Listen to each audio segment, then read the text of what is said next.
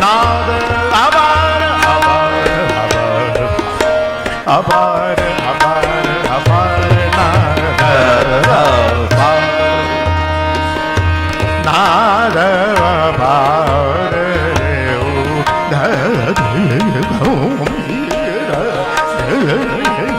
नमस्कार दर्शकों, आप सबका फिर से स्वागत है हमारे कार्यक्रम जर्नी ऑफ लीजेंड्स में। जैसा कि आप सभी जानते हैं, इस कार्यक्रम में हम किसी क्षेत्र के ऐसे पुरोधाओं को लेकर आपके समक्ष आ रहे हैं जिन्होंने अपनी कला से, अपनी तपस्या से काशी शहर का नाम पूरे विश्व में रोशन किया।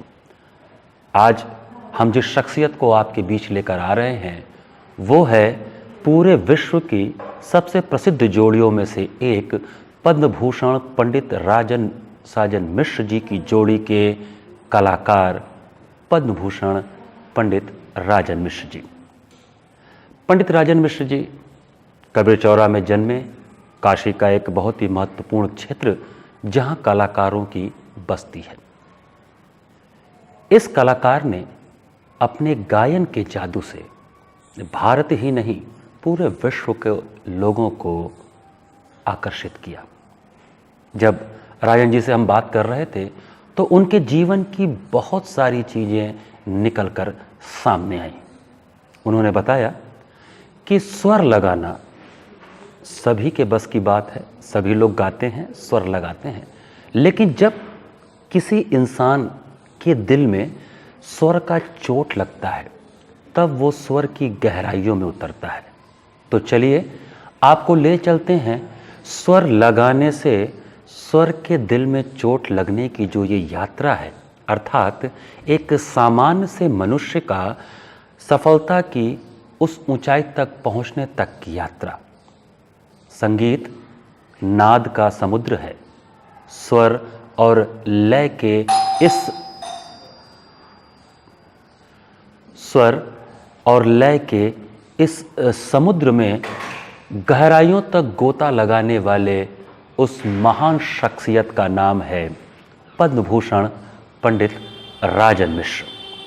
पंडित राजन मिश्र एक ऐसा नाम जिसने गायन के विविध विधाओं में से सबसे महत्वपूर्ण विधाओं में से एक ख्याल गायकी को एक ऐसा आयाम दिया और दोनों भाइयों पद्म भूषण पंडित राजन मिश्र और पद्म भूषण पंडित साजन मिश्र ने संयुक्त रूप से बनारस घराने के गायन शैली को ऐसे मुकाम पर पहुंचाया कि आज उनका गायन युवा पीढ़ी ही नहीं बल्कि उनके समकालीन कलाकारों के लिए भी अनुकरणीय है।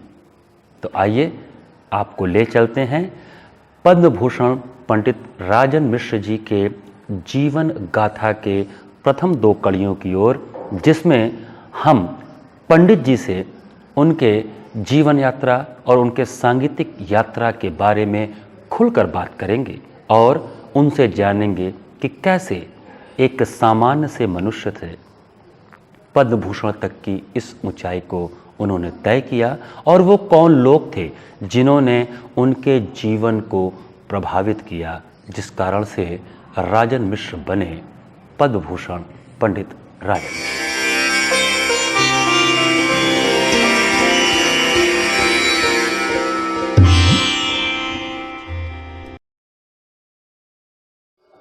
काशी नगरी एक ऐसी नगरी है जो विश्व में अपने सांगीतिक, सांस्कृतिक और आध्यात्मिकता के लिए जानी जाती है। पूरे विश्व के लोग काशी नगरी के इन तीनों आयामों को जानने के लिए आते हैं। काशी नगरी के अगर संगीत की बात करें तो बड़े बड़े पुरोधाओं ने काशी नगरी को पोषित किया है। आज हमारे बीच में संगीत जगत के एक सशक्त हस्ताक्षर पद्म भूषण पंडित राजन मिश्र जी हैं। हम उनको नमन करते हैं, दंडवत करते हैं और उनको प्रणाम करते हैं। पंडित जी प्रणाम। नमस्कार, खुश रहिए। पंडित जी, सबसे पहले आप काशी नगरी में जन्म लिए, आपके नज़र में काशी शहर क्या है? काशी शहर जो है ये बहुत अद्भुत नगरी है। ऐसा कहा जाता है तीनों त्रिलोक से न्यारी काशी नगरी। तो ये वाकई ऐसा शहर है, ऐसी यहाँ की आबो हवा है, ऐसा मिट्टी है, ऐसा गंगा का पावन तट है और खुद शंकर विराजमान है यहाँ पे।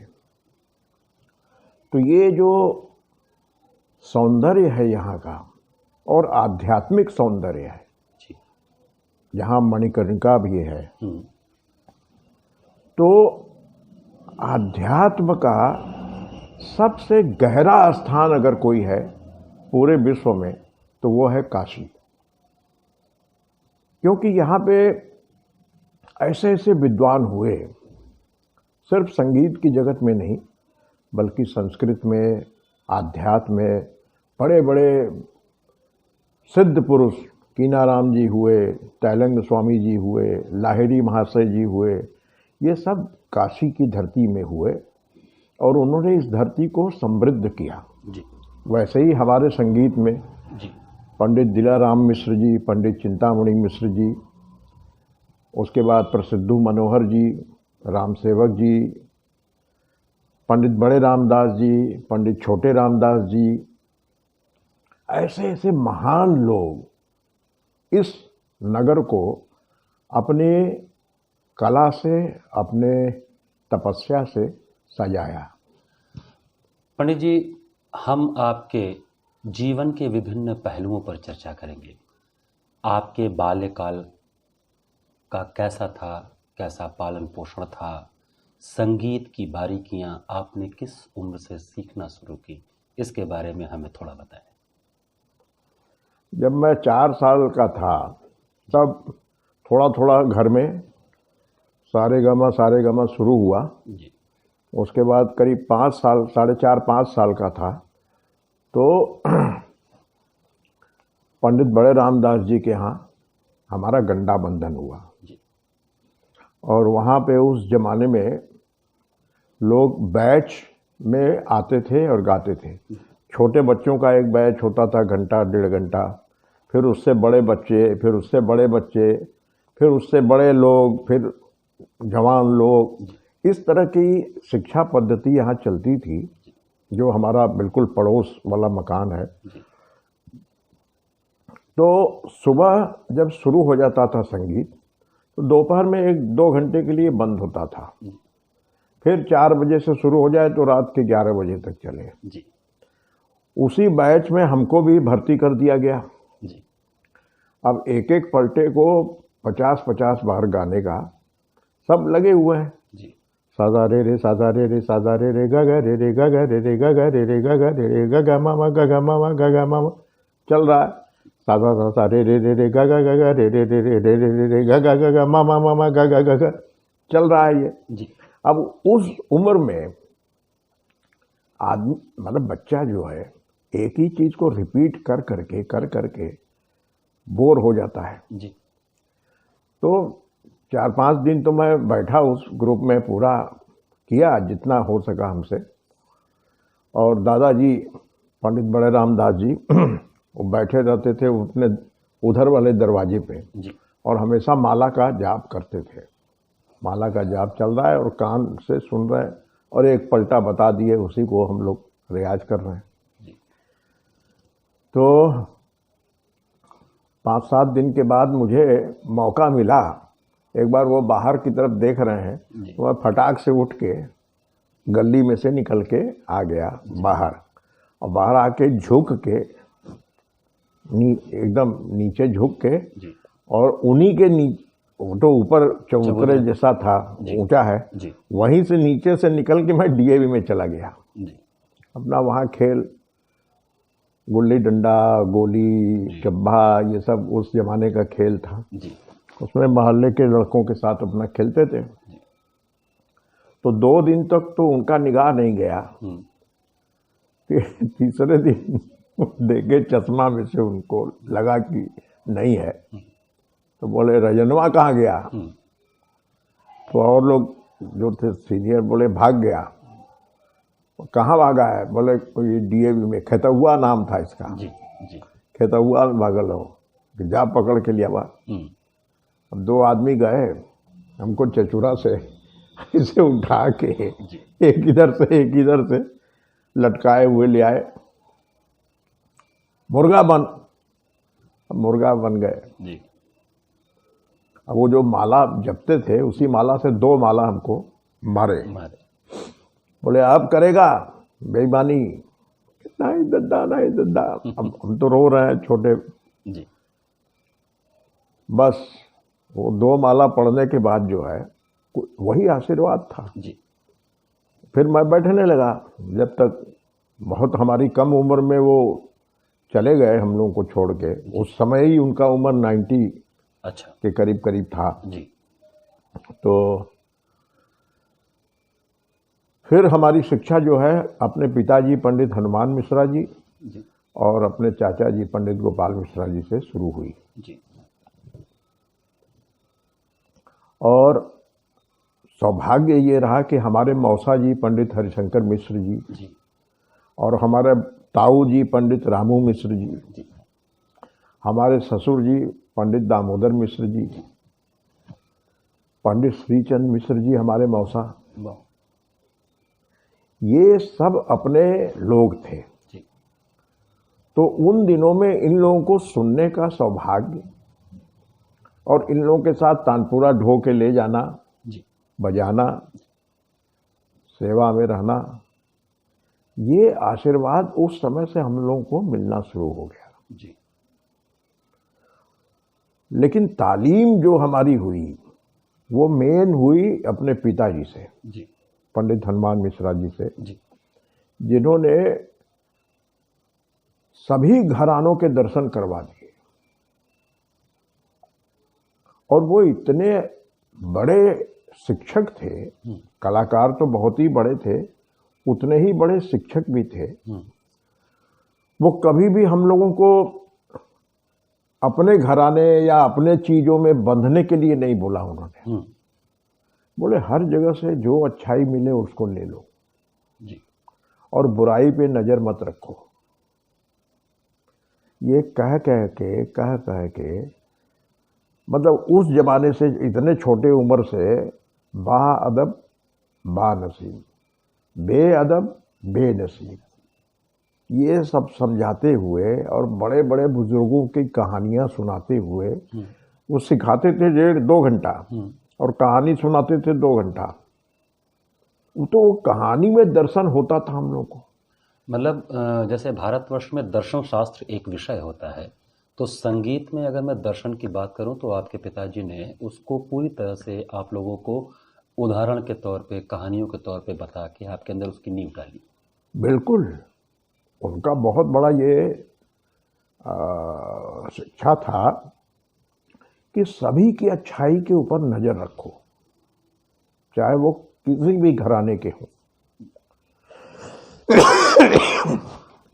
तुम बनारस घराने के हो तो ज़्यादातर विशेषता तुमको बनारस घराने का मिलेगा, जी मिल रहा है जी लेकिन और भी जितने घराने हैं और भी जितने विद्वान हैं जी, उनके ऊपर भी नज़र रखो और उनको भी सुन के उनकी जो अच्छी बातें हैं उसको ग्रहण करने का कोशिश करो।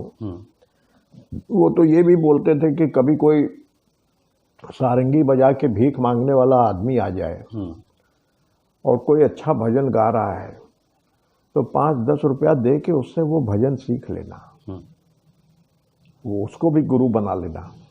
तो आपके पिताजी और आपके चाचा जी दोनों भारतवर्ष के बहुत बड़े सारंगी वादक थे। तो सारंगी कला और गायन कला, एक सारंगी वादक गायन की शिक्षा इतनी अच्छी तरह से कैसे दे पाया? हमको उस कैरेक्टर, उनके कैरेक्टर के बारे में थोड़ा जानकारी दें, पंडित हनुमान प्रसाद मिश्रा जी के बारे में। ऐसा था, हमारे पिताजी जितने बड़े सारंगी वादक थे उतने ही बड़े गायक भी थे। और तुमको जान के ये आश्चर्य होगा कि उस जमाने के जो दिग्गज गायक कलाकार थे सब सारंगीय थे। उस्ताद अब्दुल करीम खां साहब बहुत साल तक सारंगी बजाए खुद। उस्ताद बड़े गुलाम अली खां साहब बहुत दिन तक सारंगी बजाए। उस्ताद अमीर खां साहब इन्होंने भी सारंगी बजाया। इनका भी सारंगी का घराना था सारंगी का। तो मेरे रिसर्च में ये आया कि सारंगी वादक एक कुशल गायक इसलिए बन सकता है कि वो हर घरानों के साथ बजा रहा है, हर कलाकारों के साथ बजा रहा है। तो हर कलाकारों का जो विशेषता है, जो उसका निचोड़ है, सारांश है, वो सारंगी वादक के पास है। और सारंगी वादक गवैया होना ही चाहिए। एक जिक्र तुमको बताता हूँ। पंडित छोटे रामदास जी गा रहे थे कहीं कलकत्ते में, और एक बहुत बड़े सारंगी वादक उनके साथ बजा रहे थे। तो अप्रतिम गायक थे। एक दो उपज ऐसे गए जो ठीक से निकला नहीं। तो बोले भैया फिर से ट्राई कर लो। फिर कोशिश किए, फिर नहीं निकला। तो खां साहब बोले कि अरे पंडित जी, ये गाना नहीं, ये सारंगी है, बहुत कठिन वाद्य है। इसमें आप इतना कठिन गाना गा रहे हैं, आपके साथ मैं पूरा 99% संगत कर रहा हूँ, 100% तो नहीं हो सकता। तो बोले कि अच्छा दिखाइए जरा सारंगी अपना। वाह। वही स्टेज पे सारंगी लेके वही तान उसी दर्जे पे निकाल के उनको बोले कि ऐसे निकलेगा ये। वाह। पंडित छोटे रामदास जी। तो कहने का क्या तात्पर्य है कि जितने भी सारंगी वादक थे बनारस के, सब अप्रतिम गवैये थे। हमारे दादाजी अंधे मोहम्मद खां साहब आए थे। अच्छा। और इतना रियाज किया उन्होंने कि आंख से अंधे हो गए। दादाजी का नाम? हमारे दादाजी पंडित सुर सहाय मिश्र जी। तो उनका जब कभी कोई बाहर से कलाकार आता था तो 1 महीना 1.5 महीना यहाँ रुकता था किसी कलाकार के घर पे। तो उसका प्रोग्राम होता था, कभी इस श्रृंगार में हो रहा है, कभी चहमामा में हो रहा है, कहीं और हो रहा है।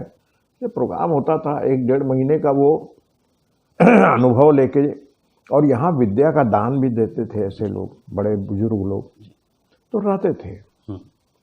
तो अंधे मोहम्मद खां साहब जो है, ऐसे आँख नहीं था लेकिन उंगली में आँख था। ओह, उनकी तपस्या उनकी उंगली में थी। हाँ जी। तो ऐसा वो गाना बजाते थे जैसे कि वो उनको पूरा गाना याद है। तो हमारे जो परदादा थे पंडित गणेश मिश्र जी, उस समय पंडित बड़े रामदास जी यंग थे, बहुत यंग थे जी। तो इनको लेके गए कि चलो भैया, एक बहुत बड़े खां साहब आए हैं, उनके साथ तुम्हारा होगा। और ले गए जी। तो गाना शुरू हुआ। अब जब तान वान शुरू हो गया जी, तो अब प्रेजेंस ऑफ माइंड देखो कि इन्होंने गाते गाते मध्य सप्तक को छोड़ दिया। अच्छा। सिर्फ मंद्र सप्तक में और तार सप्तक में गा रहे हैं। ओह। मध्य सप्तक का पूरा त्याग कर दिया। वाह। अब तुम सोचो कि कितनी बड़ी स्किल चाहिए इसके लिए, कितना बड़ा तपस्या चाहिए, कितना बड़ा कॉन्फिडेंस चाहिए जी, कि हम मध्य सप्तक गाएंगे, छुएंगे ही नहीं, सिर्फ मंद्र में गाएंगे और अतितार में गाएंगे। जब ऐसा गाना शुरू किए तो खां साहब बोले कि हमारे दादाजी का नाम लेके जी, कि अरे गणेश भाई, ये बड़ा जुल्मी गवैया कहाँ से पकड़ के ले आए। जी। ये तो यंग है लेकिन बड़ा जुल्मी गवैया है जी। तो बड़े तारीफ किए, बहुत वो किए। इसी प्रकार से बुंदू खां साहब आए थे। अच्छा। तो ये तकिया देख रहे हो, अवगढ़नाथ तकिया, यहाँ पे होता था खूब जलसा होता था। हम लोग भी गाए हैं अपने बचपन में बहुत बार। तो वहाँ ये हुआ कि भाई अब कौन गाएगा, कौन, खां साहब आए हुए हैं तो थोड़ा संगत। तो हमारे दादाजी पंडित सुर साहेब मिश्र, जी उनको ही लोग बोले कि जरा एक आध चीज़ सुना दीजिए, एक आध ठोक भजन, जी फिर अपना हो जाए। तो दोनों जने आपस में दुआ सलाम करके बैठे, तो कुछ मुल्तानी का समय था तो मुल्तानी गाया, खान साहब ने बजाया, बड़ा आनंद आया। उसके बाद एक टप्पा गाए, अच्छा और टप्पा में फिर ऐसी फिरत होने लगी तो खान साहब ने सारंगी रख दिया। ओह, ईमानदारी। बोले कि मियाँ ये हमारे घर की चीज़ नहीं है, लेकिन कमाल आप गा रहे हो। आहा, मतलब ऐसा टप्पा था कि वो पता ही नहीं चल रहा कि कहाँ घूम रहे हैं। तो हमारे दादा भी बहुत बड़े गवैये थे। अच्छा, पिताजी तो ऐसे गवैये थे कि चाचा जी तक उनके पैर पे अपना सर रख के रोए हैं ओह, कि भैया ये क्या चीज़ है, वाह, ऐसा कैसे गाना हो गया। जी। तो विकट गवैये थे। तो पंडित जी, आपने अपने पिछले जनरेशन, जो आपसे पहले के जनरेशन थे, उन लोगों के तपस्या को भी देखा है, आपने समकालीन लोगों का तपस्या भी देखा और आज की युवा पीढ़ी का भी तपस्या देखा। कैसा तपस्या उन लोग का हुआ करता था जो बुजुर्ग थे, और संगीत के अभ्यास के प्रति उनका नज़रिया क्या होता था? हमने तो देखो अपने चाचा जी का, जी पिताजी का रियाज तो नहीं देखा है, जी क्योंकि बहुत बाद में हम लोग आए धरती पे। लेकिन जिन लोगों ने देखा है, ये सामने वाला जो मकान है, जी, आपका पुराना मकान, पुराना मकान जो हमारा है, जो आजकल कन्हैया लाल जी के पास है, और संगीत गुरुकुल भी, सारंगी संगीत गुरुकुल भी है। जी तो उस मकान में सामने का जो कमरा होता था वो बैठक खाना था, और उसके आगे बहुत बड़ा सा चबूतरा होता था, ऊपर टीन का शेड होता था। तो पहले के ज़माने में कमरों में नाली बनाया जाता था कि जब कभी धोया जाए तो पानी निकल जाए। जी। तो उस नाली में हमारे चाचा जी गमछा पहन के बैठते थे जी। और रियाज जब करके बिल्कुल पसीने से तरबतर गमछा गीला हो जाए तो सारंगी रख के बाहर निकल के उस नाली में से पसीना चूने लगे बाहर तक। ओह, और उसके बाद वो गमछा निकाल के यहाँ चबूतरे पे खड़े होकर उसको निचोड़ते थे। अब फिर वही गमछा पहन के फिर रियाज करते थे 4 घंटा। ओह, तो जिन लोगों ने देखा है वो रियाज, जी। हमारे पिताजी सारंगी लेके रामापुरा चले जाया करते थे पंडित अनोखेलाल मिश्र के साथ रियाज करने के लिए। 6-6, 8-8 घंटे का रियाज। तो इस लेवल का रियाज करने के लिए मतलब क्या, मतलब कितना डेडिकेशन चाहिए, क्या प्रेम करना पड़ेगा अपने उस कार्य से, तभी वहाँ तक पहुँच सकते हैं, जिसका अभाव आज के ज़माने में देखने को मिलता है? ये देखो, बहुत अच्छी बात तुमने पूछी। हम लोग का भी बचपन में इतना मन तो नहीं लगता था गाने में। जी। ज़बरदस्ती बैठाए जाते थे कि बैठ लो, 2-2 घंटा बैठ जाओ। कभी कभी अपना गैप मार देते थे, फिर भी बैठाते थे। तो उस समय पिताजी हमको बोलते थे कि बेटा अभी सुर का चोट नहीं लगा है, ओह, इसलिए तुम्हारा मन नहीं हो रहा है। आहा। और जिस दिन सुर का चोट लग जाएगा फिर हमें नहीं कहना होगा, तुम अपने आप बैठोगे। तो पंडित जी, सुर लगाना और सुर के चोट की ये जो यात्रा है, हाँ, इस पे थोड़ा प्रकाश डालें, क्योंकि सुर लगाने का काम तो पूरे दुनिया के लोग करते हैं। बिल्कुल। आवाज़ निकल रही है, ध्वनि है, कुछ सुर में होंगे, कुछ बेसुरा होंगे, लेकिन सुर लगाने से सुर की चोट लगने तक की जो यात्रा है, ये कैसे होगा, इस पे थोड़ा प्रकाश डालें। वो ऐसे हुआ कि धीरे धीरे रियाज करते करते, देखो उस मकान में हम लोग रहते थे, तो ये मकान बन रहा था। अच्छा। इसकी ज़मीन उमीन सब नहीं बनी थी, दीवार वाल खड़ा हो गया था। जी। तो ये जो कमरा है जिस हमारे पीछे वाला, ये एक रूम था जी। ये यहाँ से एक दीवार थी जी। तो वो रूम जो है उसमें तखत एक बिछा रहता था, और उसी में मैं अपना किताब कापी ले आके यहाँ रखता था। जी। मैं पढ़ता था BHU में। जी। तो यहाँ बैठ के सुरमंडल लेके या तानपुरा लेके मैं रियाज करता था। तो धीरे धीरे करते करते करते करते कुछ दिन के बाद जो है उसमें मुझे आनंद आने लगा। अब एक एक सुर लगा रहा हूँ तो उसका अंदर से कुछ वाइब्रेशन हो रहा है। कोई राग गा रहा हूँ तो एक तो हमारी तालीम ऐसी थी, तो उस तालीम के चलते जो हम गा रहे हैं, मतलब वो एक लौ लगाने वाला गाना, क्योंकि हमारे पिताजी बहुत ज़्यादा तान, बहुत ज़्यादा सरगम इसके पीछे नहीं थे। वो बोलते थे कि इतना सा गाना गाओ जी, लेकिन दिल खींच लो, इतना गाना गाओ, इसकी तैयारी करो। जी, बड़ा भारी गठरी लेके चलने का जरूरत नहीं है, जी, उतना ही बोझा लेके चलो जितना तुम संभाल सको। जी, तो उनकी तालीम के हिसाब से जब सुर का आनंद आने लगा, अब पूरिया गा रहे हैं तो निषाद, गंधार, मध्यम सबका आनंद आ रहा है, अकेले बैठ के गा रहे हैं, तो वो धीरे धीरे लौ लगने लगा गाने से। जी, और वो पैशन धीरे धीरे बनना शुरू हुआ। उस जमाने में मुझे दरबारी राग गाने का बहुत शौक था। अच्छा, जबकि मैं पूरिया गाता था, मारवा गाता था, पूरिया धनासरी गाता था, यमन गाता था, भोपाली गाता था, जी, लेकिन दरबारी नहीं सीखा था। तो एक दिन उस्ताद बड़े गुलाम अली खां साहब का एक दरबारी का रिकॉर्ड रेडियो में बज रहा था, और मेरा एक पैशन था दरबारी के प्रति।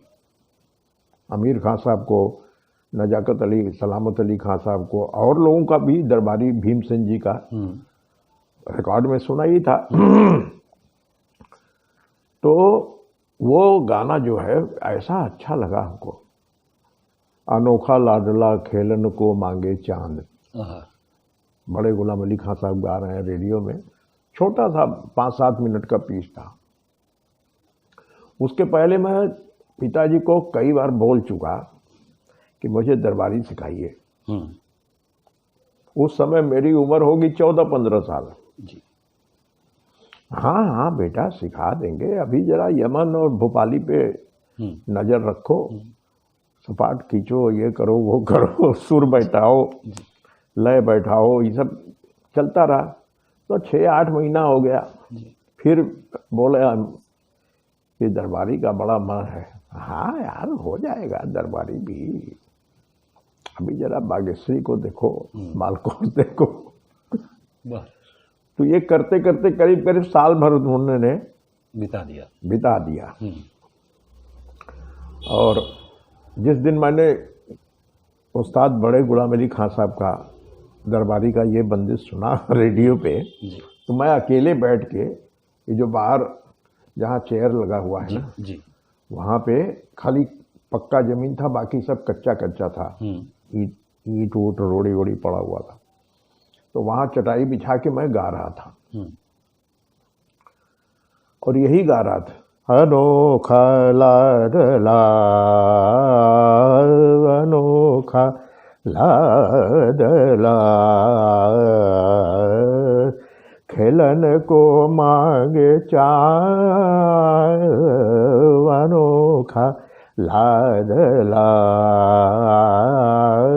अब जो हमारे दिमाग में था उसका स्वरूप उसी में मैं गा रहा हूँ। तो पिताजी, हम लोग रहते तो थे वहाँ उस घर में, पिताजी कहीं से आए तो देखे कि कोई गा रहा है, तो आ गए गली में, और काफ़ी देर तक वो खड़े थे। हमारे हिसाब से 10-12 मिनट खड़े थे और सुन रहे थे बाहर से ही। उसके बाद उन्होंने खटखट किया तो मैं उठ के खोला, हमने कहा अरे आइए आइए। तो आए, बैठ गए कुर्सी पे। कहा गावत अल्लाह यार,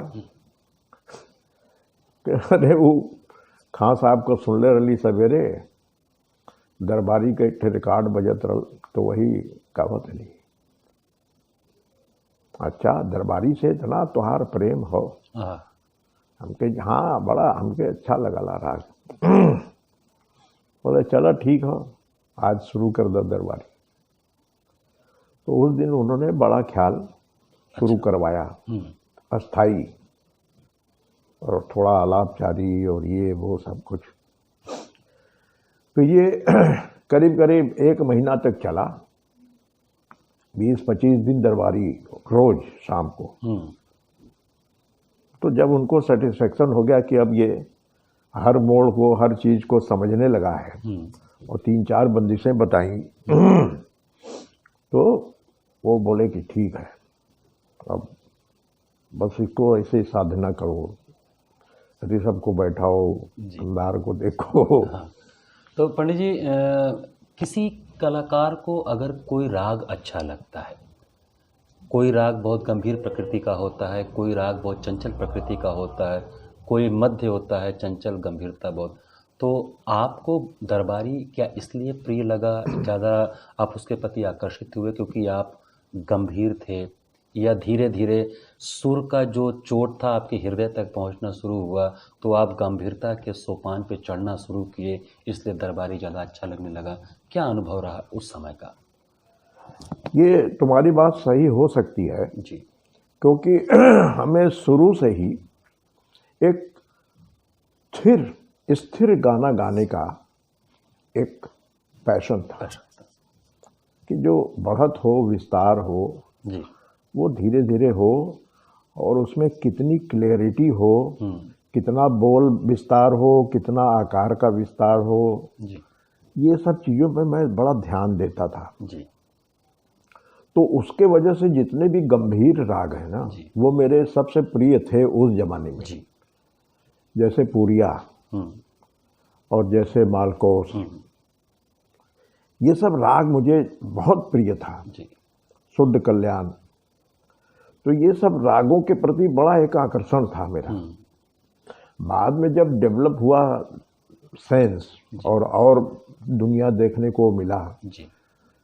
तो फिर सभी राग अच्छे लगने लगे, सब राग में वैसा ही डेप्थ दिखने लगा। जी। वो तो बहुत बाद की चीज़ है जी। लेकिन शुरू में मुझे मारवा, तोड़ी, पूरिया, दरबारी, मालकोस ये सब बहुत प्रिय था। जी। तो पंडित जी, आज के सेशन को हम यहीं समाप्त करेंगे। आपसे आपके बाल्यकाल से लेकर युवा अवस्था तक की हमने आज चर्चा की, कुछ पुराने विद्वानों के बारे में बात किया। हम अगले सेशन में कुछ पुराने विद्वानों के चरित्र, उनके तपस्या पर भी चर्चा करेंगे और आपका एक पैशन क्रिकेट भी रहा है तो उस पर भी चर्चा करेंगे। जरूर। आपका बहुत बहुत धन्यवाद। खुश रहो। धन्यवाद। नाद अपार अपार अपार अपार अपार नाद अपार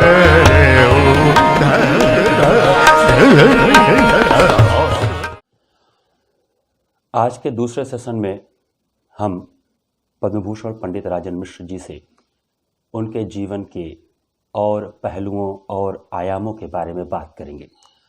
पंडित जी, काशी नगरी एक आध्यात्मिक नगरी है, धार्मिक नगरी है और मोक्ष की नगरी भी कही जाती है और यहाँ पे हर कार्य जितने भी मनुष्य हैं वो ईश्वर को समर्पित करके करते हैं। तो आपका मुख्य कार्य संगीत था, तो आपने जब सबसे पहला कार्यक्रम दिया, जैसे कि बनारस के अमूमन अधिकतर संगीत घरानों में है कि सबसे पहले ईश्वर के सामने सुनाते हैं, तो आपकी जो कार्यक्रम की यात्रा प्रारंभ हुई वो भी इसी तरह हुई, किसी ईश्वर के सामने पहले गाए फिर समाज में गए? बिल्कुल। यहाँ पे इतने मंदिर हैं और हर मंदिर में श्रृंगार का परंपरा है जी। तो उन मंदिरों में जब श्रृंगार होता था, हर हफ्ते कहीं न कहीं होता था जी। तो उसमें संगीतकार लोग सब आमंत्रित होते थे, जलसा होता था। तो उसमें जो छोटे बच्चे होते थे उनका पहले हाजिरी लगता था, फिर उसके बाद बड़े लोग, फिर उसके बाद और बुजुर्ग लोग, इस तरह का परंपरा था। तो हम लोग की यात्रा भी ऐसे ही शुरू हुई और नरसिंह चौतरा एक जगह है जी। वहाँ पे मंदिर में हम लोग की हाजिरी होती थी जी।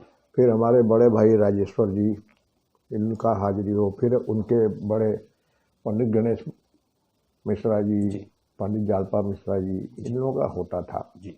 फिर ऐसे, और बाद में हमारे मौसा जी पंडित हरिशंकर मिश्रा जी, तो ये रात भर का कार्यक्रम होता रहता था।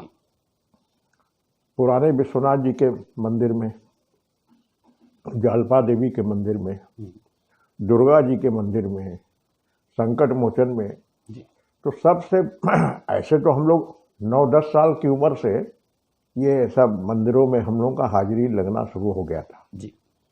और उसमें बड़े लोगों को भी सुनने का सौभाग्य मिलना हुआ जी। लेकिन सबसे पहला प्रोग्राम हम लोग का बड़े स्केल पे वो संकट मोचन जी के दरबार में हुआ जी। 67 में, 1967, जी। जिसमें कि 2-3 हजार आदमी थे। तो वहाँ से आशीर्वाद मिला। महंत जी अमरनाथ जी थे उस समय जी। और सबका बहुत आशीर्वाद मिला, तो वहाँ से हमारी यात्रा शुरू हुई। जी। तो पंडित जी, विश्व के सबसे सफलतम गायक जोड़ी में आप और पंडित साजन मिश्र जी हैं। तो प्रारंभ से ही आप लोग एक साथ गाते थे या पहले आप अकेले गाते थे और बाद में पंडित साजन मिश्र जी गाना शुरू किए? हाँ, जैसा कि 5 साल वो छोटे हैं हमसे, जी। जी। तो जाहिर बात है कि जब मैं 12-13 साल का हूँ तब वो 7 साल के हैं, इस तरह से। जी। तो 5 साल बाद उनकी यात्रा शुरू हुई। जी। लेकिन ये शुरू से हमारे पिताजी चाचा जी की इच्छा थी कि हम लोग 2 भाई हैं तो दोनों साथ में गाएं। तो पहले तो हम अकेले भी बहुत गाते थे, बहुत छोटे थे साजन जी। फिर धीरे धीरे हम लोग साथ में गाना शुरू किए। तो पंडित जी, युगल गायकी जब होती है तो उसमें मतलब जितना बढ़िया आप लोगों का मंच पर सामंजस्य देखने को मिलता है वो अपने आप में अद्वितीय है। मतलब एक दूसरे को बताने की ज़रूरत नहीं है। मतलब जैसे आप शांत हुए तो साजन जी शुरू हो जाते हैं, साजन जी शांत हुए आप शुरू हो जाते हैं। ये जो सामंजस्य है ये कैसे विकसित हुआ? क्या शुरुआत से ही था या साथ बैठते बैठते हुआ? ये एक अपने आप में बड़ा अनूठा रहस्य है जो आपकी जोड़ी को देखने में मिलता है। और भी जोड़ियां हैं उनमें ये देखने को कम मिलता है। ऐसा कैसे हुआ? इस पर थोड़ा प्रकाश डालें। ऐसा इसलिए हुआ कि हमारे संस्कार, हमारी शिक्षा पिताजी की, हमें शुरू से ये समझाया गया कि ये जुगलबंदी नहीं है, ये सहगान है। तो जब हम गाते थे तो कई बार साजन जी को पिताजी बोलते थे कि सुनो, पहले सुनो फिर गाओ। तो वो जो सामंजस्य था, एक तो प्रेम का सामंजस्य और दूसरे हमारे पिताजी का संस्कार, चाचा जी का संस्कार, तो वो हम लोगों ने कभी भी अपने गाने को कॉम्पिटिटिव नहीं बनाया, एक दूसरे को कॉम्प्लीमेंट करने वाला। हम जो गा रहे हैं वो अप्रिशिएट कर रहे हैं, वो जो गा रहे हैं हम अप्रिशिएट कर रहे हैं। जो एक प्रेम पूर्ण गाना जो है वो विकसित हुआ और हिंदुस्तान के बहुत बड़े बड़े पत्रकार जो थे, म्यूजिक क्रिटिक, उन्होंने कई बार हम लोगों को ऐसा लिखा है कि जुगलबंदी एज ब्यूटीफुल एज सोलो। ये अपने आप में बहुत बड़ा टाइम्स ऑफ इंडिया बम्बई का न्यूज़ है। तो और भी कई लोगों ने लिखा इस तरह से जी। तो ये परमात्मा की कृपा, गुरुओं का आशीर्वाद है जी कि हम लोग संगीत को प्रेम समझ के गाते हैं। पंडित जी, काफ़ी मंचों पर आपको आते हुए हमारे अनुमान से 55 साल से ज़्यादा का समय हो गया होगा। आपने पुरानी पीढ़ी को भी देखा है और अपने समकालीन लोगों को भी देखा है। मंचों का जो प्रदर्शन अब है और पहले था, क्या परिवर्तन हो गया है आपके दृष्टिकोण से? कितना परिवर्तन आया है? श्रोताओं की अगर हम बात करें, क्योंकि पाश्चात्य सभ्यता का भी बहुत ज़्यादा प्रभाव पड़ रहा है और शास्त्रीय संगीत का अपना एक मुकाम है, तो कैसे देखते हैं पिछले मंचों को और अब के मंचों में श्रोताओं के दृष्टिकोण से क्या चेंजेस आए हैं? चेंजेस तो बहुत आए हैं जी। लेकिन मेरा अपना अनुभव ये रहा है कि आप श्रोता को प्रेरित करते हैं अच्छा संगीत सुनने को, और आप चाहें तो श्रोता को आप शिक्षित कर सकते हैं, लेकिन उसमें आपको ये मान लेना पड़ेगा कि हम ताली के लिए नहीं गा रहे हैं, हम आशीर्वाद के लिए गा रहे हैं। जब ये भाव आएगा तब वो बात बनेगी। और हम लोगों ने अपने गाने में अभी तक 55 साल से कभी कोई कंप्रोमाइज नहीं किया। जैसे हम 1-1.5 घंटा ख्याल गाते हैं तो वैसे ही अभी तक गा रहे हैं, वो चाहे स्पीक मैके का प्रोग्राम हो और चाहे कोई भी प्रोग्राम हो, ख्याल वैसे ही विस्तार से गाएंगे, क्योंकि उस गाने का आनंद हमको लेना है। हमारे गुरु ने कहा कि जब तक तुम आनंद नहीं लोगे तो तुम दूसरे को दे नहीं सकते आनंद। जी, यही कारण है कि मंचों पर आप कई बार जब तालियां ज़्यादा बजती हैं तो आप शांत करवा देते हैं। हाँ, मैं बहुत बार बोलता हूँ कि ताली मत बजाइए जी। और लंदन में जब एक बार प्रोग्राम था तो हमने शुरू में ही उनको रिक्वेस्ट किया कि आज के प्रोग्राम में शुरू से अंत तक कभी भी आप लोग ताली मत बजाएं। तो बड़ा मतलब आश्चर्यजनक घटना था। कोई कभी किसी आर्टिस्ट ने ऐसा कहा नहीं था उनको। जी। और प्रोग्राम इतना सुंदर, इतना बढ़िया हुआ भगवान की दया से। जी। तो कई हमारे जो मित्र लोग थे या जो जान पहचान के लोग थे, तो उन्होंने कहा कि मैं अपना हाथ ऐसे नीचे दबा के बैठा था जी, कि ताली बजाने का मन कर रहा, फिर भी आपने मना किया है। जी, जी। तो हमें ताली से नहीं मतलब है, हमें आपके दिल से निकला हुआ आशीर्वाद, उससे मतलब है। और वो आशीर्वाद हमें आप बोलेंगे भी नहीं जी, तब भी मिल जाता है, वो वाइब्रेशन मिलता है जी। और वो श्रोता उसको आत्मसात कर लेते हैं। आत्मसात कर लेते हैं। और उनका जो आशीर्वाद है, उनका जो प्रेम है, जब हम उनके साथ एकीकरण में जब आ जाते हैं, एकात्मकता हो जाती है, एकात्मकता जब हो जाती है, तो उनके वाइब्स हम महसूस करते हैं, हमारे वाइब्स वो महसूस करते हैं। तो इसके लिए बड़ी साधना की जरूरत है।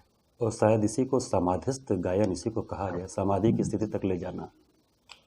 कहा तो जाता है, लेकिन वो स्थिति जो है बराबर नहीं बन पाती है। बीच बीच में अपना जो स्वाभिमान है, अहंकार है, आता है। लेकिन जब अहंकार मिट जाता है तब फिर वो गाता है। तो हम कोशिश करते हैं ज़्यादातर उसको गाने का अवसर दें। जी, ऐसा हम कोशिश में लगे हुए हैं। हाँ, ये प्रश्न मुझे भी पूछना था। और कई लोगों से मैंने सुना कि कई बार ऐसा होता है जब आप मंच पे रहते हैं तो आंख मूंदते हैं तो आप किसी को बुलाते हैं, कभी बड़े रामदास जी को, कभी अपने पिताजी को, अपने चाचा जी को। ये क्या अनुभव है, ये क्या रहस्य है, और क्या वो आते हैं, ऐसा संभव है? इस पे थोड़ा प्रकाश डालें। बिल्कुल आते हैं। देखो क्या है अमित, कि हमारे जीवन में प्रकृति ने सिर्फ शुभ ही शुभ दिया है। ईश्वर की जो इच्छा है वो तुमको सुखी रखने की है, दुखी रखने की नहीं है। दुख जो है हमारा निर्माण है। तो जब तुम अंदर से मिटना शुरू हो जाओगे तो परमात्मा अधिक आ जाएगा तुम्हारे अंदर। जी। परमात्मा तो सबके अंदर ही है जी, लेकिन हमारे अहंकार की वजह से वो दिखता नहीं है, कम है। जी। जैसे जैसे अहंकार विलीन होता है वैसे वैसे परमात्मा ऊपर आता है। जी। और जैसे जैसे अहंकार ज़्यादा होता है वैसे वैसे परमात्मा नीचे छिप जाता है। जी। तो ये जो रहस्य है कि जब सरेंडर भाव हो गया, अब हम कोई राग गा रहे हैं तो पहले तो उस राग का आवाहन करके, बुजुर्गों का आशीर्वाद लेके, सब जितने हमारे गुरु लोग हैं सबके चरण का ध्यान करके बैठते हैं। और फिर उस राग से प्रार्थना करते हैं कि आज आपको छूने का इजाज़त मिल जाए। मालकोस है, दरबारी है, मारवा है, पूरिया, जो भी राग हम गाए तो उसको एक आवाहन के मुद्रा से और मिजाज से उसको अवतरित करने का कोशिश करते हैं। जी। तो धीरे धीरे जैसे जैसे अंदर गलाहट शुरू होता है वैसे वैसे वो प्रकट होना शुरू होता है और वही जाके श्रोताओं को पकड़ता है, हृदय को। जी। तो ये जो रहस्य है गाने का, वो सभी जितने भी बड़े बड़े संगीतकार हुए हैं उनका यही अनुभव रहा है कि जब हम नहीं हैं तब वो है। तो हम जितना ज़्यादा कम रहेंगे उतना ज़्यादा वो रहेगा। जी। ये कितना सीधा समीकरण है। बहुत प्रायोगिक चीज़ है, बड़ा प्रैक्टिकल चीज़ है। अब पंडित जी, पहले सेशन में आपसे जो बात हो रहा था तो उसमें आपने कहा था कि आपको शुरू से ही स्थिर रहना या एक सिलसिलेवार बढ़त करना, ये सब का बड़ा शौक था, इसलिए दरबारी और मालकौस और इस तरह के गंभीर राग बहुत अच्छे लगते। तो फिर धीरे धीरे हर राग में वो डेप्थ दिखने लगा। स्थिरता का या जो लय है उसके धीमी गति का हमारे जीवन में बड़ा महत्व है। तो क्या जो दृष्टिकोण होता है, जिसे हम विज़न बोलते हैं या जिसे निगाहें बोलते हैं, उसके लिए स्थिरता का होना अति आवश्यक है? देखो, ऐसा है कि जब मैं सीख रहा था जी। और अभ्यास कर रहा था तो बनारस के बड़े बड़े विद्वानों को सुनने का सौभाग्य मिला। जी। बाहर के बड़े बड़े विद्वानों को सुनने का सौभाग्य मिला। जी। एक चीज मेरे समझ में ये आया कि बनारस के लोग जो है वो थोड़ा चमत्कारिक गाने के पीछे ज्यादा थे कि कुछ चमत्कार दिखाना है, चाहे वो लय का हो, चाहे तान का हो, चाहे सुर का हो, चाहे बंदिश का हो। तो उसमें हुआ ये है कि एक राग को 15-20 मिनट तक गाते थे लोग, उस जो हमारे बचपन में हमने सुना हुआ है। फिर दूसरा राग, दूसरा बंदिश 10-12 मिनट, फिर तीसरा बंदिश, तीसरा राग।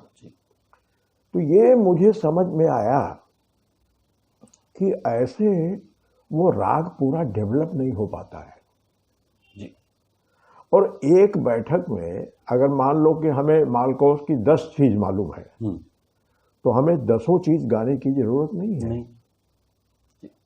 एक बड़ा ख्याल गा दिए, एक छोटा ख्याल गा दिए, एक अगर द्रुत अच्छा कोई ख्याल है तो वो गा दिए, या वो नहीं है तो तराना गा लिए, बहुत हो गया। लेकिन वो 10 चीज का प्रदर्शन जो है एक बार में ठीक नहीं है। तो ये इन सब बातों पे हमने ध्यान दिया अपने बचपन से।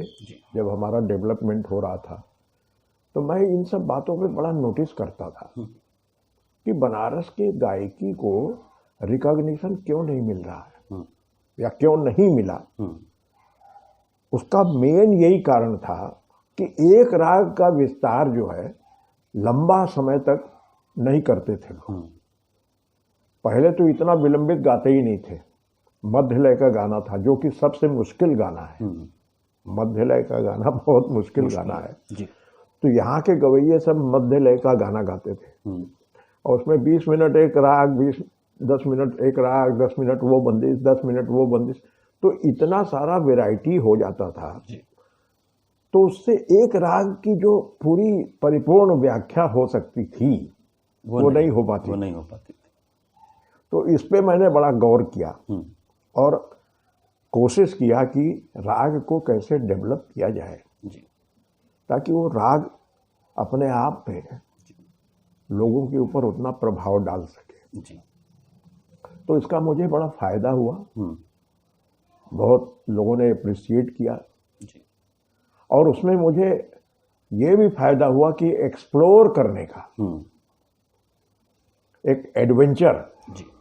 कोई राग हम अगर गा रहे हैं तो वो किन किन रागों से मिल के बना है, कौन कौन सी रागों की छाया आनी चाहिए, नहीं आनी चाहिए, कौन से सुर का कर्ण लगना चाहिए, नहीं लगना चाहिए, इन सब बातों पे मैंने बचपन से ध्यान दिया। और उसका नतीजा ये है कि अभी खोज जारी है, चल रहे हैं उसी पे। जी पंडित जी, कई लोगों का आप दोनों लोगों के बारे में ये कहना है कि काफ़ी छोटी उम्र से आपके गाने को जब लोग सुनते थे, अगर सामने नहीं देखे हैं तो ये मानते थे कि कोई बहुत मेच्योर्ड आर्टिस्ट गा रहा है जिसका उम्र एबव 40 या एबव 45 है, भले आप बिलो 30 रहे हों। तो ये कैसे, मतलब बड़ी छोटी उम्र में इतना ज़्यादा अनुभव या इतना गूढ़ता या इतना गहराई जो आपके गायन में आया, ये कैसे डेवलप हुआ? क्या लोगों को सुन के, ज़्यादा सुन के, या तालीम ऐसे पाके, या संग सोहबत करके, ये कैसे हुआ कि बड़ी छोटी उम्र में इतना मेच्योर्ड गायन, जो कि शायद जो मैंने सुना है, जो और लोगों ने सुना है, आप लोगों के अलावा किसी और के बारे में ऐसा नहीं कहा जाता है। इस पे थोड़ा सा हमें जानकारी दें। इसमें बहुत बहुत सारा फैक्टर्स है। जी सबसे पहला तो यह है कि हमारे पिताजी का तालीम, जी उन्होंने एक एक राग के स्वरूपों को, एक एक सुर को, उन्होंने कहा कि ये एक एक पर्सनालिटी है। जी ये सड़ज है, ये ऋषभ है, ये गंधार है, ये मध्यम है, पंचम है, ये दैवत है, ये निषाद है। साथ तो सब रागों के सुरों को उन्होंने एक पर्सनालिटी दे दिया और उसकी व्याख्या हमको बताए कि देखो भैरव में ऐसा ऋषभ लगता है, मारवा में वही ऋषभ ऐसे हो जाता है, तोड़ी में वही ऋषभ ऐसे हो जाता है। तो ये सब बातें जो है बचपन से उन्होंने हमें तालीम में बताई और हमेशा जो है उन्होंने रुकना सिखाया। हमें याद है, ये इसी कमरे में हम लोग जो है जब रियाज करते थे तो गरम खून होता है, गरम जोश होता है, यंग होता है। तो आलाप तो 40-45 मिनट कर लिया, उसके बाद जब तानबाजी शुरू होता था, कई बार तबले वाले लोग आते थे, कई बार पूरन जी आते थे, कई बार प्रहलाद जी थे वो आते थे, कई बार वो नारायण भैया थे वो आते थे, कई बार जमुना भैया बैठ जाते थे। तो तबले के साथ अब वो अपना नादिन ना नादिन ना नादिन ना नादिन ना ना, वो अपना प्रैक्टिस उनका चल रहा है, उसमें रेला और बाट और ये सब चल रहा है और यहाँ तान चल रहा है, तान पे तान, तान पे तान, तान पे तान खूब चल रहा है। तो आधा पौन घंटा ये होने के बाद अगर 1 घंटा भी हम लोग गा लिए तान, सिर्फ तान ही तान, तो पिताजी अपने कमरे से उठ के आते थे, बोलते थे कि बस, ऐसे सर पे हाथ रख के ऐसे बोलते, बस बेटा, बस बस, बहुत बढ़िया, बस कर, जा ऊपर खा पिया जरा है, नाश्ता पानी करा, ये सब करा, फिर बैठे दोपहर के, फिर संध्या के बैठे। तो उस समय तक अच्छा नहीं लगता था क्योंकि गरमा हुआ, गरम है मामला और मार तान चल रहा, पसीना निकल रहा है और वो एक जोश बना हुआ था, एक कंटिन्यूटी बनती थी उसकी। तो उस समय तो ठीक नहीं लगता था उनका ये कहना कि बस करो बस करो, लेकिन बाद में उसका समझ आने लगा। उन्होंने कहा कि होश मत खोना, होश रखोगे तो संगीत ठीक रहेगा। अब तान में इतने बौखला गए कि क्या मिस हो रहा है, कौन सा सुर मिस करके तुम आ रहे हो, इतना तुम समझ नहीं पा रहे हो, तान के आवेग में तुम जा रहे हो। तो उसके वजह से हम लोगों को वो आके बंद करवाते थे और बोलते थे कि बेटा ऐसा गाना साधो। बोलते थे कि लता मंगेशकर को सुने हो, है 3-3.5 मिनट में गाती है और दिल को खींच लेती है। तुम 3 घंटा हा हा हा करोगे, 1 मिनट भी दिल को नहीं छुओगे, तो ऐसा गाना लानत है गाने का। गाना ऐसा गाओ जी कि आधा ही घंटा गाओ, ज़्यादा तान, ज़्यादा सरगम, ज़्यादा वो मत करो, जी लेकिन आधे घंटे में 2-4 बार दिल को तो छुओ। जी तो ये बचपन की कहानी ये हम लोग को समझाते थे, जी। और वही आप लोग के गायन की मैच्योरिटी का आधार बना। आधार बना, जी वही आधार बना। जी। पंडित जी, बनारस शहर की बात करें, काशी नगरी की बात करें, एक तो चारों ओर माँ गंगा से घिरा हुआ ये शहर है, घाटों की बड़ी लंबी श्रृंखला है, गलियों का एक जाल है। यहाँ की जो प्राकृतिक व्यवस्था है, आप तो बचपन से घाटों पे गए होंगे, माँ गंगा में स्नान किए होंगे, मंदिरों में गए होंगे, उन सारे चीज़ों का आपके गायन पे कितना असर हुआ? क्योंकि कहा जाता है माँ गंगा के किनारे जाते ही आप जितना भी अंदर से अशांत रहें, एक शांत भाव में मनुष्य चला जाता है। तो क्या रेगुलर जाना होता था माँ गंगा के पास या घाटों पे जाना और कुछ शांति में सोचना, फिर अपने गायन में उसको अप्लाई करना, ऐसा कुछ प्रक्रिया बचपन से कभी किया आपने?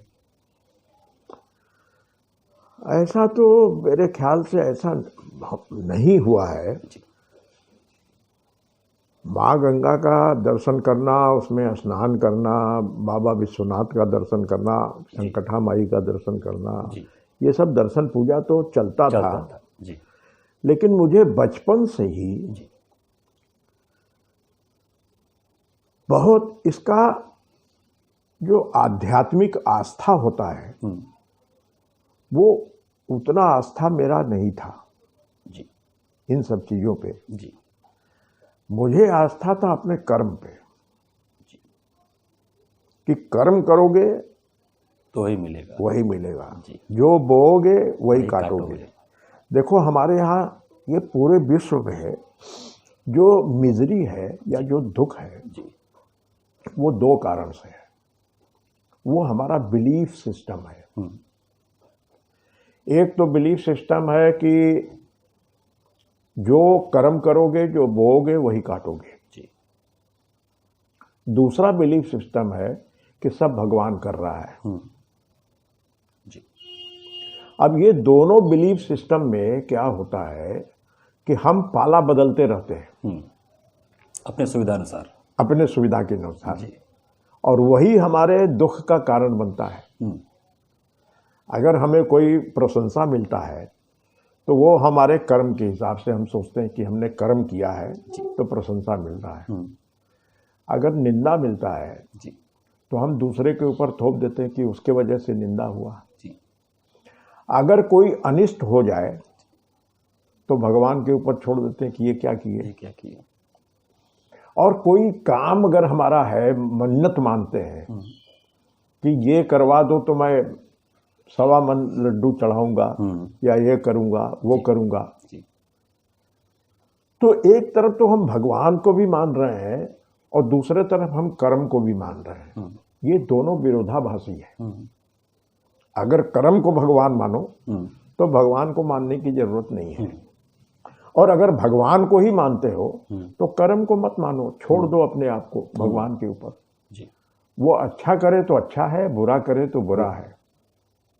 ठीक है। बिलीफ तो यही होना चाहिए ना जी कि अगर हम भगवान के ही ऊपर हैं जी तो वो जो कर रहा है शुभ कर रहा है, जी उसमें हम उसके साथ हैं।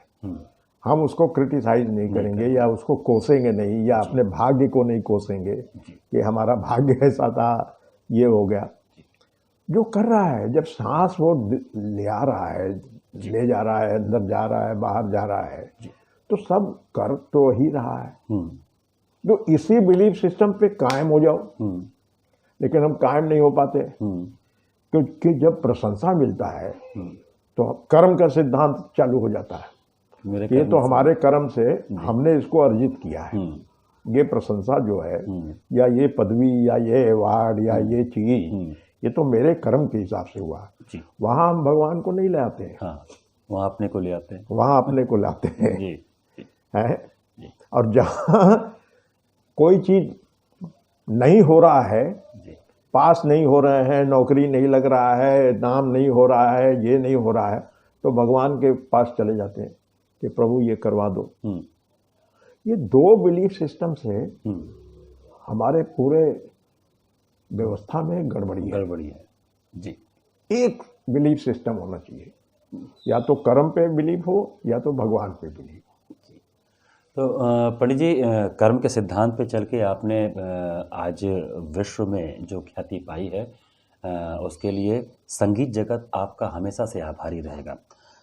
आपका एक शौक और रहा है, और वो है क्रिकेट का।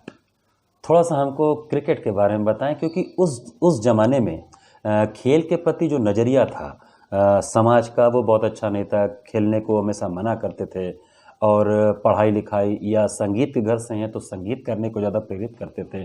उसके अलावा भी आप क्रिकेट बहुत अच्छा खेलते थे। ज़रा वो हमें बताएं, वो सारे प्रकरण क्या हैं?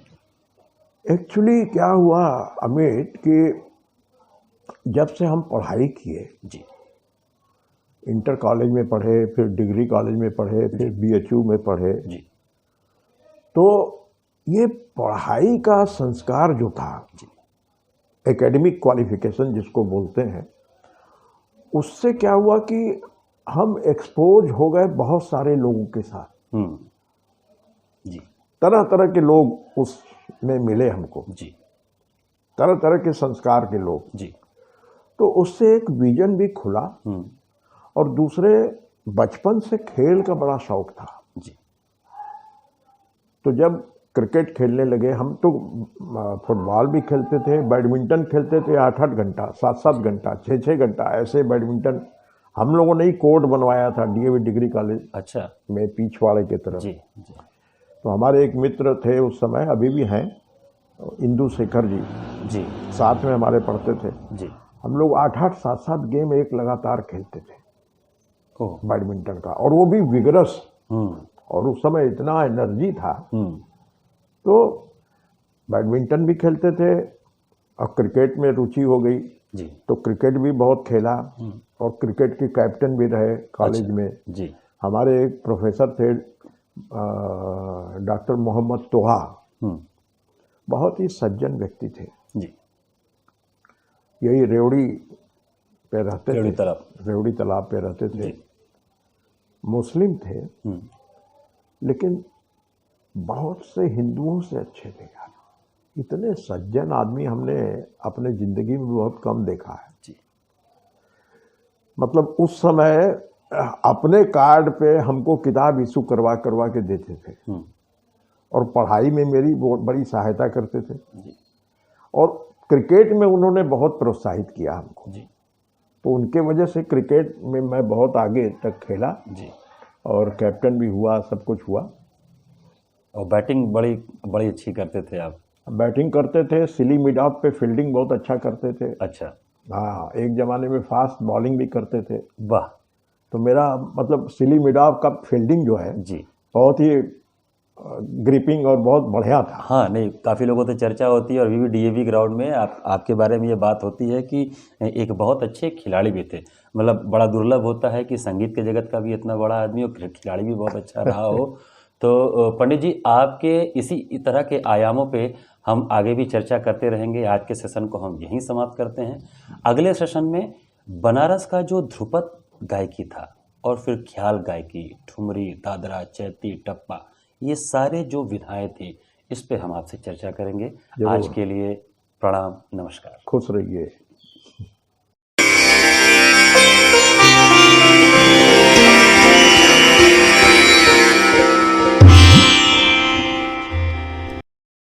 तो दर्शकों, अभी आप देख रहे थे भारत ही नहीं विश्व के जाने माने गायक पद्म भूषण पंडित राजन मिश्र जी की सांगीतिक यात्रा। हम प्रथम 2 भागों में उनके जीवन के विभिन्न पहलुओं को लेकर आपके समक्ष आए थे। इसी तरह जर्नी ऑफ लेजेंड्स में लेजेंड्स के जीवन के ऊपर हम आपको जानकारी देते रहेंगे। तब तक के लिए नमस्कार। नाद अपार अपार अपार अपार अपार अपार नाद